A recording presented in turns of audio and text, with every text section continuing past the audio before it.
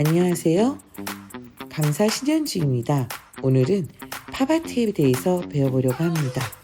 여러분, 팝아트 하면 누가 생각이 나나요? 바로 앤디 워홀이죠. 앤디 워홀은 다양한 대중적 이미지를 반복하여 작품 소재로 삼았던 유명한 팝아트 작가입니다. 앤디 워홀은 모든 작품을 대량 생산이 가능한 시크스크린 기법을 이용해서 팩토리라고 부르는 자신의 스튜디오에서 여러 아티스트들과 함께 공장에서 찍어내듯이 작품을 만들었어요. 그럼 여기서 팝아트란 무엇일까요? 팝아트는 1950년도 영국에서 만들어졌다고 해요. 그리고 미국으로 건너가서 한 팝아트의 꽃을 피우게 됩니다. 팝아트는 대중문화와 미술을 합한 뜻으로 대중적으로 흔한 광고물, 만화, 상업용품 등 대중에게 친근하고 주변에서 흔히 볼 수 있는 주제를 가지고 작품을 만들었다고 합니다. 그럼 팝아트에 사용됐던 소재들이 어떤 것이었는지 좀 간략하게 알아보도록 할까요? 예를 들어서 우리 세제의 용기에 있는 그림이나 아니면 과자 포장지에 있는 글씨 또는 색깔들 이런 걸 사용할 수도 있었고요. 또는 만화에 그려져 있는 피자 그림 등을 팝아트에 사용할 수도 있었습니다. 그럼 여기서 앤디 워홀의 작품 한번 살펴볼까요? 여러분, 마릴린 먼로라는 작품 모두 아시죠? 실크스크린 기법을 이용해서 만든 작품인데요. 이 외에도 앤디 워홀은 실크스크린 기법을 이용해서 코카콜라라든지 바나나 그리고 미키마우스 등 대중적으로 친근하고 그리고 흔히 볼 수 있는 다양한 소재를 주제로 삼았습니다. 그 중에서 대표적인 것이 캠벨 토마토 스프 통조림 그림인데요. 캠벨 스프 토마토 통조림은 우리나라로 말하자면 황도 통조림, 참치 통조림처럼 굉장히 유명한 대중적인 음식이었다고 합니다. 그 외에도 유명한 팝아트 작가가 누구인지 한번 살펴볼까요?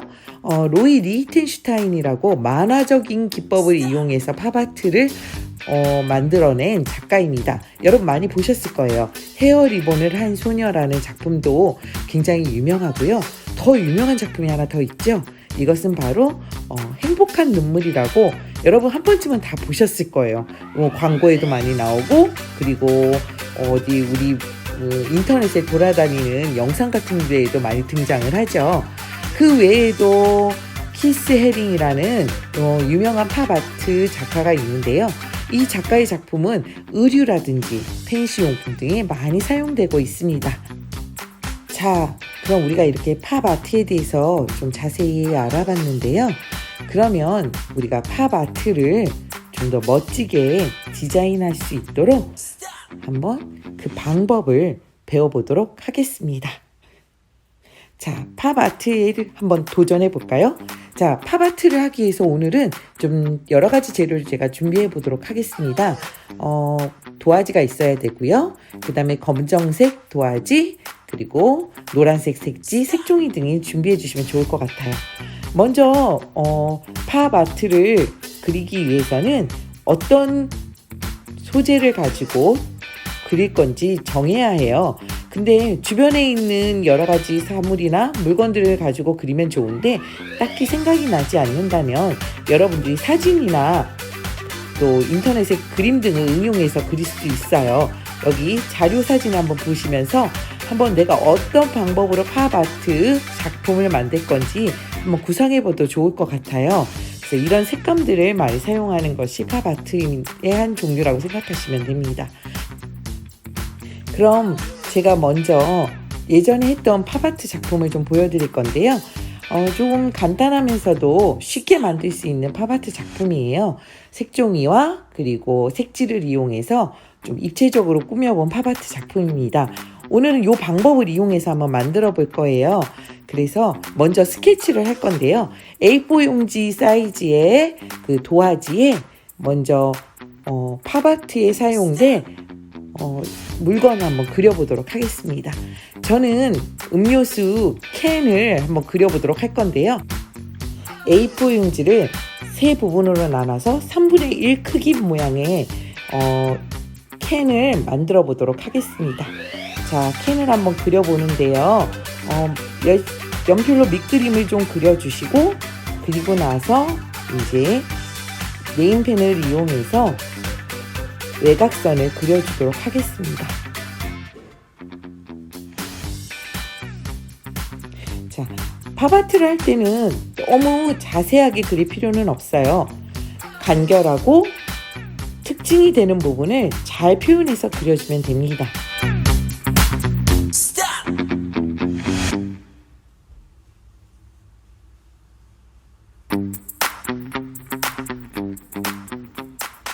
그리고 팝아트의 특징은 상표를 굉장히 자세하게 잘 그려주는데요. 저는 이 음료수를 소다라는 글씨를 써서 한번 표현해 보도록 하겠습니다.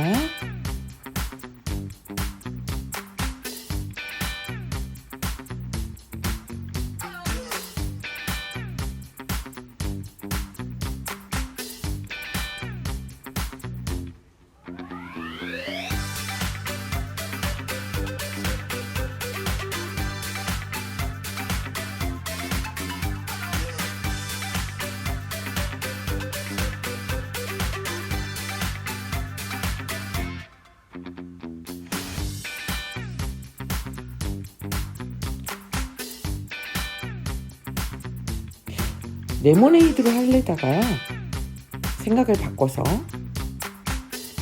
오렌지 소다로 바꿨습니다. 왠지 오렌지 맛이 더 표현하기가 좋을 것 같아 갖고요.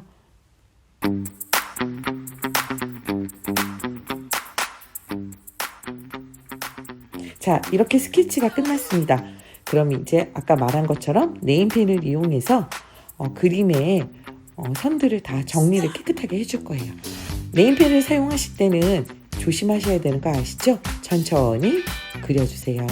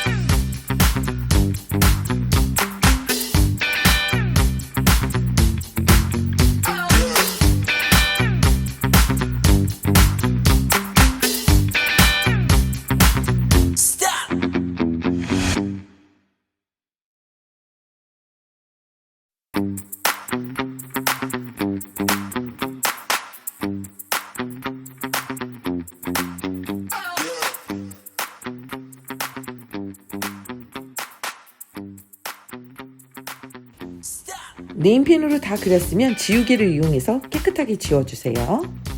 자, 이제 검은색 선만 깔끔하게 남았죠? 그럼 색연필과 네임펜 혹은 사인펜을 가지고 한번 멋지게 색칠해 볼 거예요. 저는 노란색하고 주황색을 이용해서 한번 소다 캔을 멋지게 칠해 보도록 하겠습니다. 오렌지만 소다예요. 오렌지 맛이 나게 맛있게 칠해 보도록 할게요.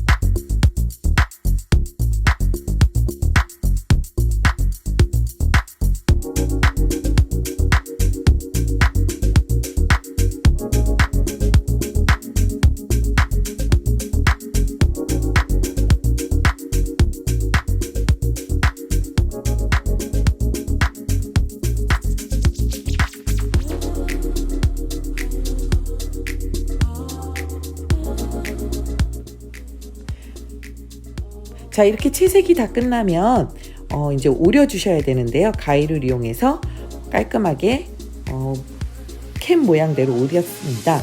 그 다음에 우리 또 팝아트 하면은 글씨를 빼놓을 수가 없는데요. 이제 굉장히 느낌표처럼 팝 하고 터지는 느낌, 이런 거를 글씨로 표현하죠. 여기 보면 다양한 팝아트에 사용되는 글씨체들이 있고 색깔들이 있어요.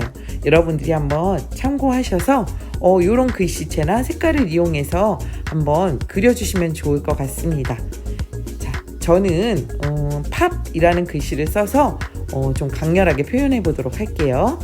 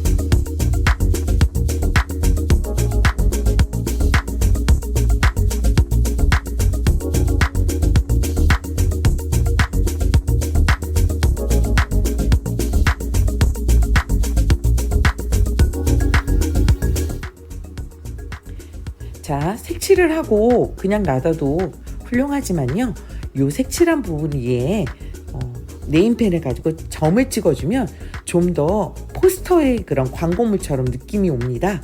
그래서 이런 그 기법들을 사용해서 하면 좀 더 그림이 입체적이고 좀 가득 차 보이는 그런 느낌이 좀 들겠죠? 여러분도 한번 사용해 보세요.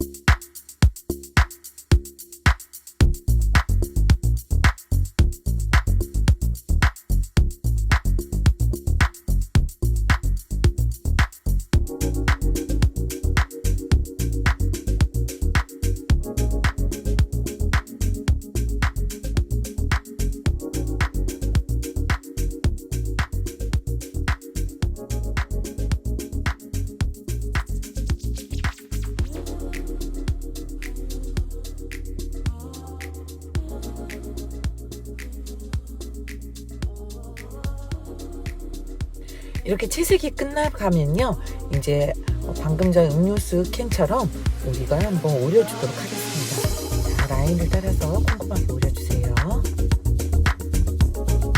자, 그러면 글씨도 다 오려주시고요, 깔끔하게 오려주세요.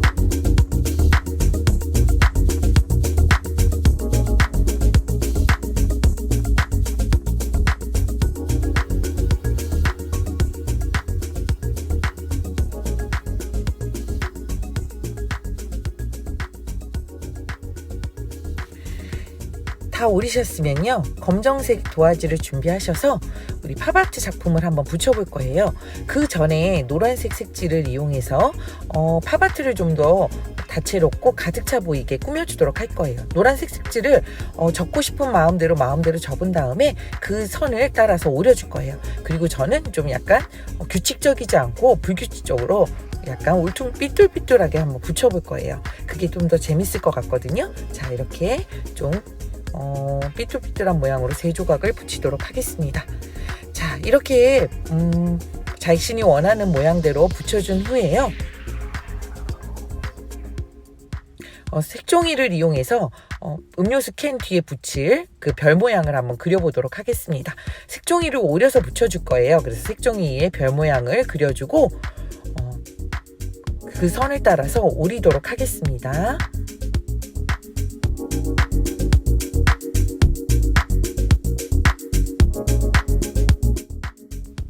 색종이 오린 게 준비됐으면요, 저는 가운데에 붙여보도록 할게요. 그림의 가운데에 붙여주고요. 그 위에 음료수 캔 모양을 붙여주고, 그리고 아까 오려둔 글씨와 느낌표 모양을 여러 방면으로 한번 비교해 보면서 좋은 위치를 잡아서 붙이도록 하겠습니다. 좀 더 그림이 풍성해졌죠? 자, 이렇게 해서 쉽고 간단하게 팝아트 작품을 만들어 보았습니다. 여러분도 오늘 배운 팝아트 작품 응용해 보면서 멋진 작품 만드시길 바래요. 그럼 다음 시간에 만나요.